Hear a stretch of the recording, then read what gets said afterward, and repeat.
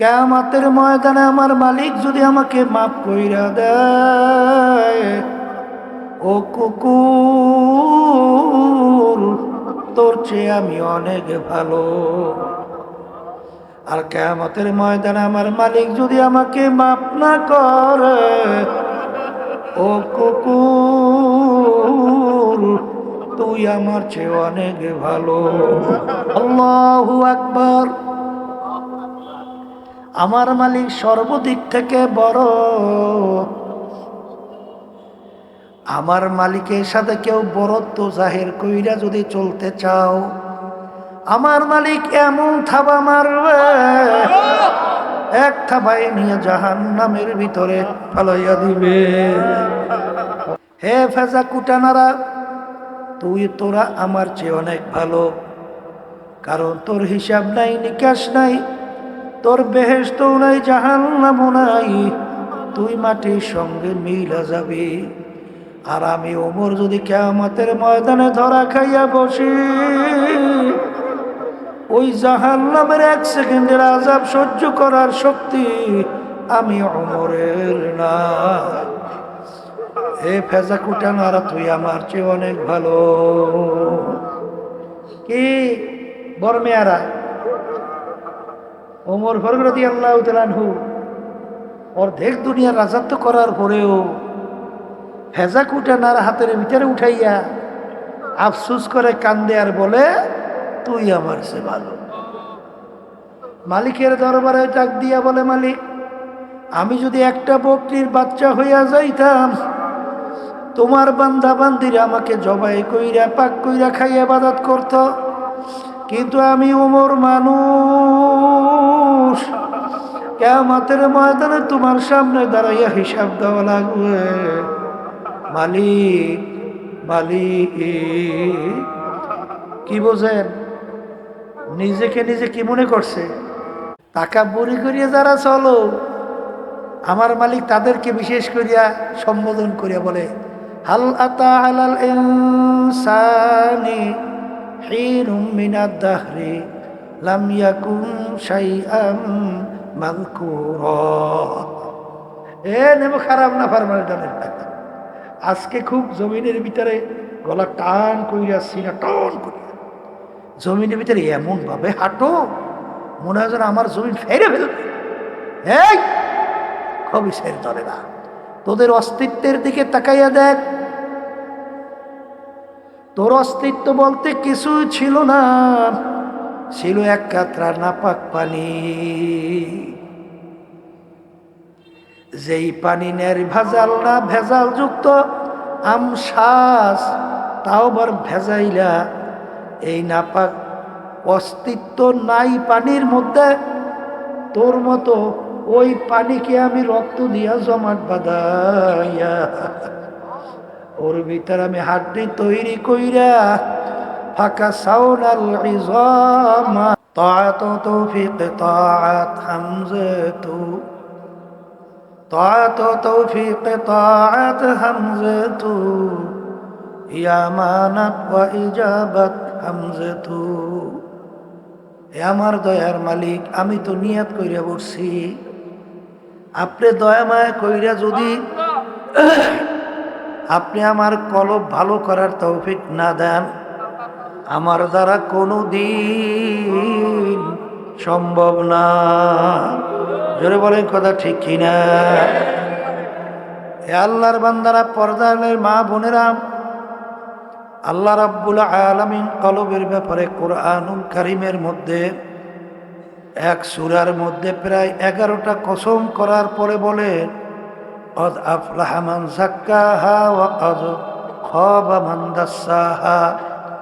যারাই কলবকে পরিষ্কার করতে পারবে, তারাই নাজাত পাইয়া জান্নাতে যাইতে পারবে। আল্লাহ রাব্বুল আলামিন তার রাসূলকে যে দুনিয়াতে পাঠাইলেন, পাঠানোর কারণের ভিতরে একটা কারণ হলো ইয়াতলু আলাইহিম আয়াতিহি ওয়া ইউযাক্কিহিম ওয়া ইউআল্লিমুহুমুল কিতাবা ওয়াল হিকমা।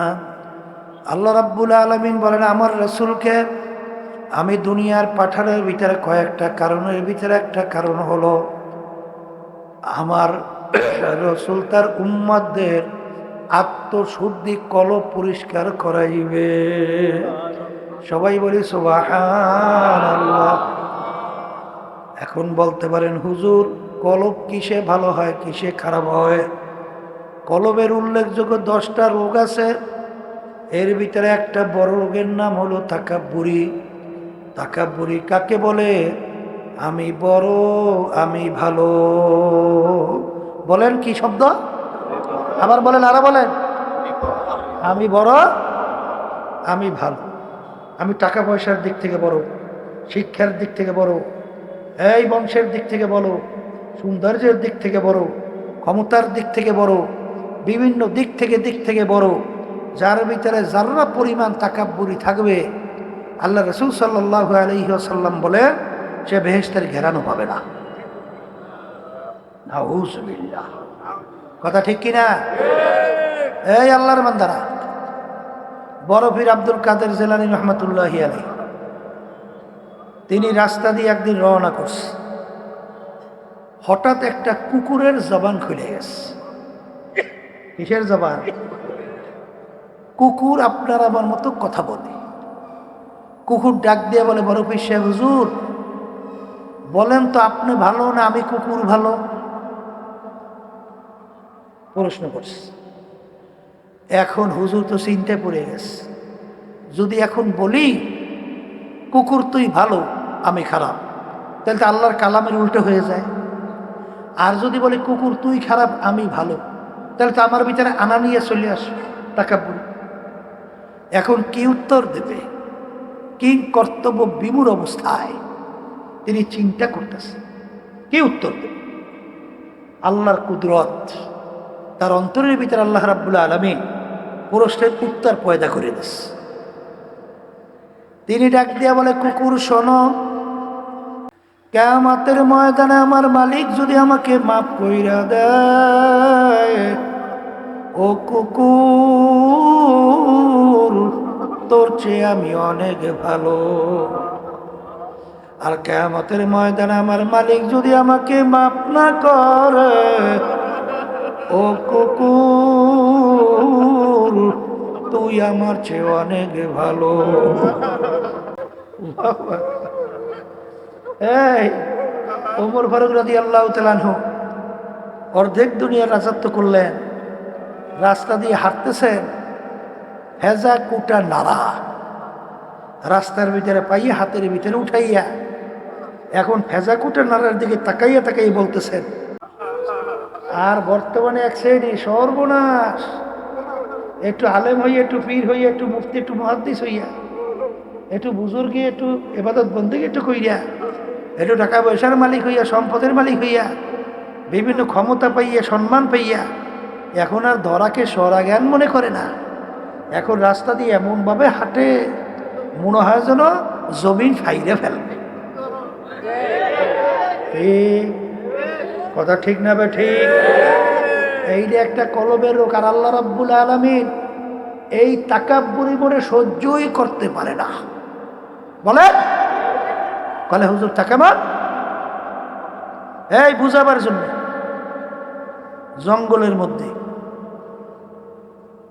বড় নেকড়ে বাঘের নাম শুনছেন? নেকড়ে বাঘ নাম শুনছেন? চিতা বাঘের নাম শুনছেন? মেজো বাঘ। একটা হলো নেকড়ে বড়, একটা হলো চিতা বাঘ, আর একটা হলো বড় বাঘ রয়্যাল বেঙ্গল টাইগার, আর একটা হলো পাতি শ্রীগাল। তিনটে এক জায়গায় হইছে। হওয়ার পরে তিনজনে মিললে শিকার করছে। তিনজনে মিলে কি করছে? তাই শিকারও তিনটেই পাইছে। কয়টা? বলেন, একটা খরগোশ, আর একটা হরিণ, আর একটা গাধা। কথা বুঝছেন? তাই শরীরের আকৃতির দিক থেকে গাধা বড়, মেজো হরিণ, খরগোশ ছোট। এখন শিকার করার পরে রয়্যাল বেঙ্গল টাইগার বাঘ চিতা বাঘকে বলতেছে, একসঙ্গে তো শিকার করলাম, তাহলে এখন বন্টন কর। কি কর? এখন চিতাবাঘ চিন্তা করছে গোশের ভিতরে সবচেয়ে মজার গোশ কোনটা? হরিণের গোশ। তাহলে হরিণটা আমার ভাগে কিভাবে রাখা যায়, এই যে একটা প্ল্যান করতে হবে। কি করতে হবে? এখন নিয়ম বাড়ি করছে, প্ল্যানও তৈরি করছে। কি প্ল্যান? বলে মহারাজ শরীর অনুযায়ী বন্টন। কি অনুযায়ী বন্টন? শরীর অনুযায়ী বন্টন। আপনার শরীর বড় আর গাদাটাও বড়, ওই গাদাটা আপনার ভাগে। আর মহারাজ আমার শরীর মেজো, হরিণটাও কি মেজো, ওইটা আমার ভাগে। আর পাতি শ্রীকালটা ছোট, খরগোশও কি ছোট, এটা ওর ভাগে। এমন এই ভাগটা বাঘের খুব পছন্দ হয়েছে না? পছন্দ হয়েছে, কেন বাঘের তো খাইতে মন চায় হরিণ। বাঘের গেরামে কথা আছে, পায়ের রক্ত মাথায় আর মাথার রক্ত পায়। টকবক টকবক বাঘ রাগ হইলে বোঝেন না, চোখ লাল। ওরে ইবলিস, এত বড় দুষ্টামি করে হরিণ খাবি তুই? তা জবর খাওয়ন খাওয়াবো। এই কথা বইলে হাতা উঠাইয়ে মারছে থাবা। চিতাবাঘের উপরে মারছে কি এক থাবার সাথে কথার কথা চোখু বাইরে গেছে। এখন বাইরে এত চিতাবাঘ থর থর থর থর থর করে কাঁপতে আসে, মেজাজ এখনো ঠান্ডা হয়নি। এখন বলতে আছে রয়্যাল বেঙ্গল টাইগার, বলতেছে পাতি শ্রীগালকে বন্টন কর। পাতি শ্রীগাল চিন্তা করছে, এক বন্টন করতে যাই চক্ষু বেরিয়ে গেছে। আমি কইলে আবার কোন বিপদের রুহিত থাকবে না। এখনো বলতেছে মহারাজ আপনার জন্য ভোরের নাস্তা হবে খরগোশ, আর আপনার জন্য দুপুরে খাবার হবে হরিণ, আর আপনার রাত্রের খাবার হবে গাধা। তা তেরোটা কার ভাগে? সব মহারাজের ভাগে। এখন মহারাজ খুশি নেবে না? খুশিতে বাঘ বাঘ। এখন মহারাজ বলতেছে এই তোরে এত সুন্দর বন্টন শিখাইল কেনা? কলে মহারাজ ওই থাবায় শিখাইছে, বুঝছেন? তখন মহারাজ বলতেছে তুই যখন আমার বরত্ব প্রকাশ করছো আমি তোর উপরে খুশি হয়ে গেছি, যা আমার কিচ্ছু লাগবে না সব তোকে দিয়ে দিলাম। আল্লাহু আকবার। আমার মালিক সর্বদিক থেকে বড়। আমার মালিকের সাথে কেউ বরত্ব জাহির কইরা যদি চলতে চাও, আমার মালিক এমন থাবা মারবে এক থাবায় নিয়ে জাহান্নামের ভিতরে ফালাইয়া দিবে। কথা ঠিক না বে ঠিক?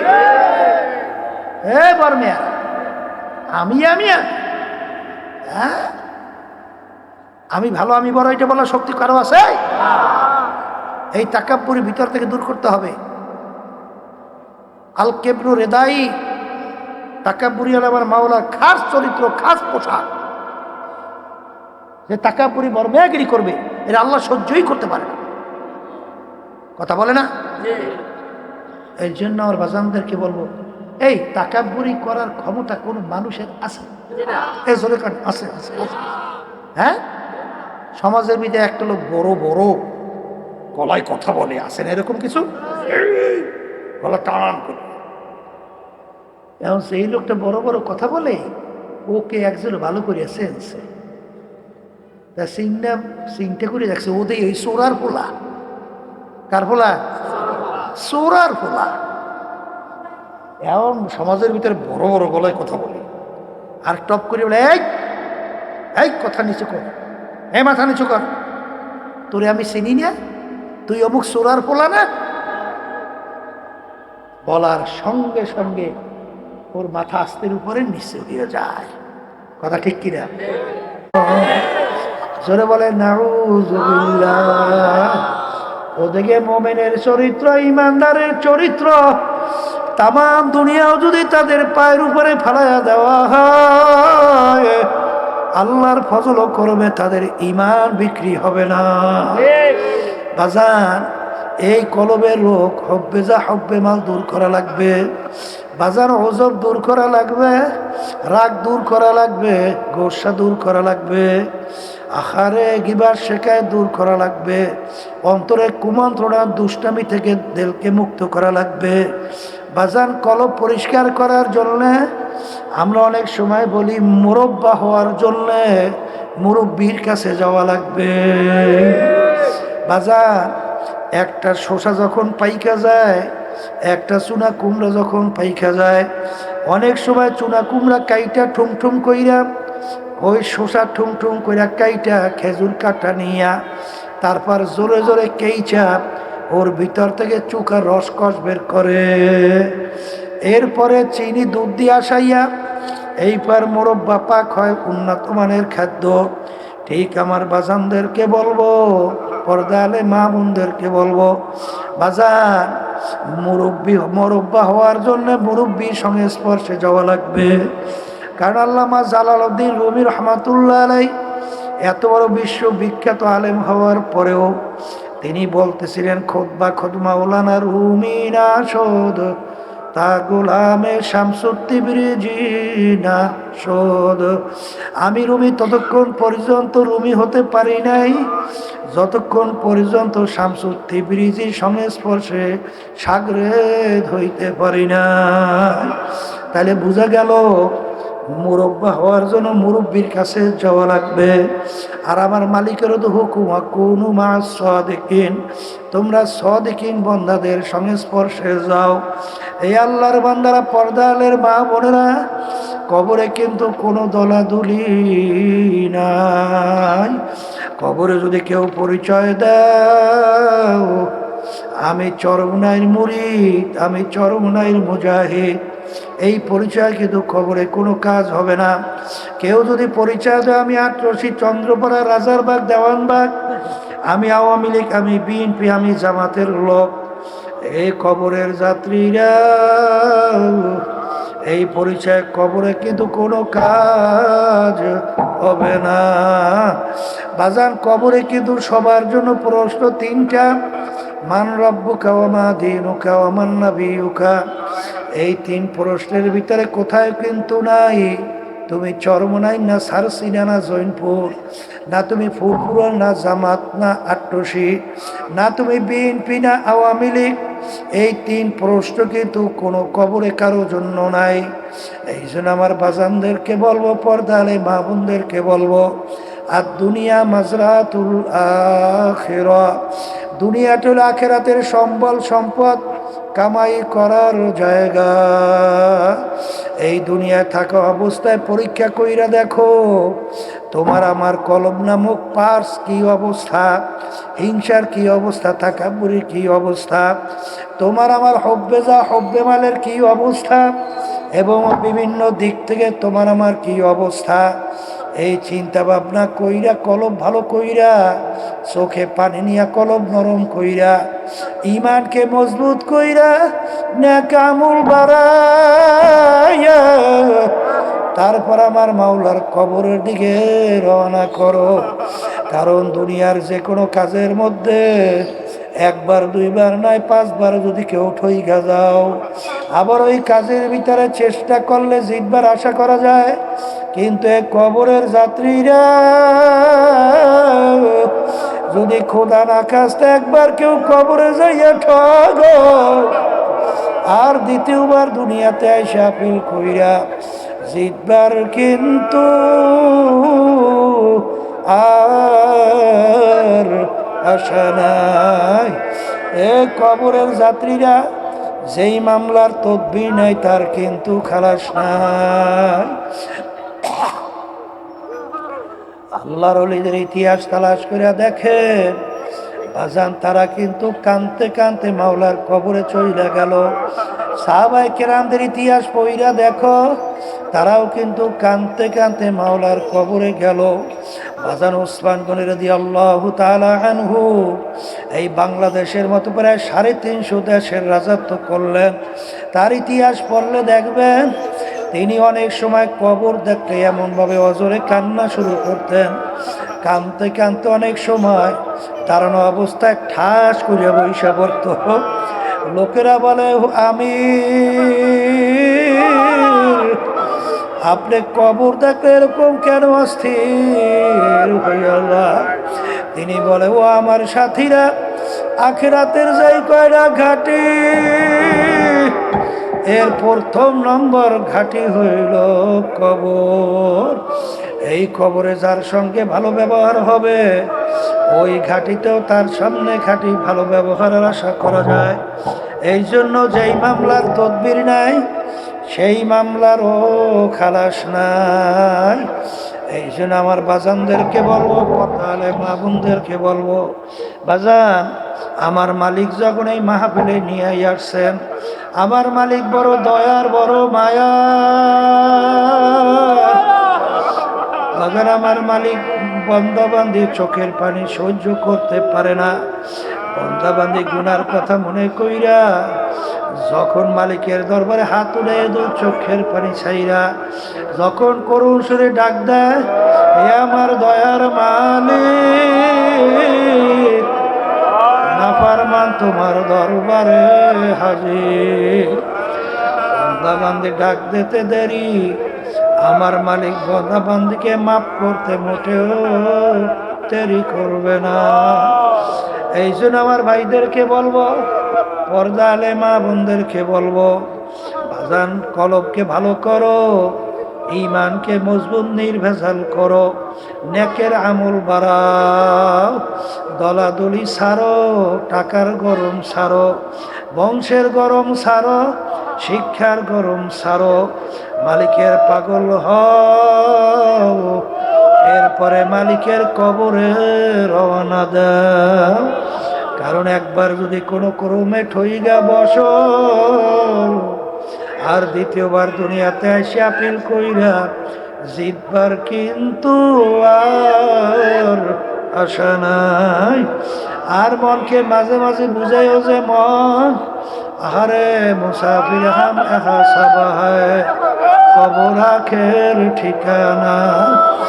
মুসাফির হাম এহা সাবা হ্যায়, কবর আখের ঠিকানা। कोई आगे रवाना है, कोई पीछे रवाना। মন কি বুঝাও রে মন, এমন ঘরে যাইতে হবে যেই ঘরে নাই বাতি, এমন ঘরে থাকতে হবে যেই ঘরে নাই সাথী। এ দুনিয়াদার পাগল আমার বাবারা, আমার মালিক যখন মা বলে নিয়ে আসছেন, দুনিয়া কিন্তু ক্ষণস্থায়ী, কয়েকদিনের জন্য। এ দেখতে না দেখতে শেষ হয়ে যায়। আমার মালিকের কাছে দোয়া করেন, আর মালিকের কাছে মাপ চাও। আল্লাহুম্মা আমিন। এ ঘরের মেয়ে লোকেরা হাত উঠা, ওনার কথা মনে করো,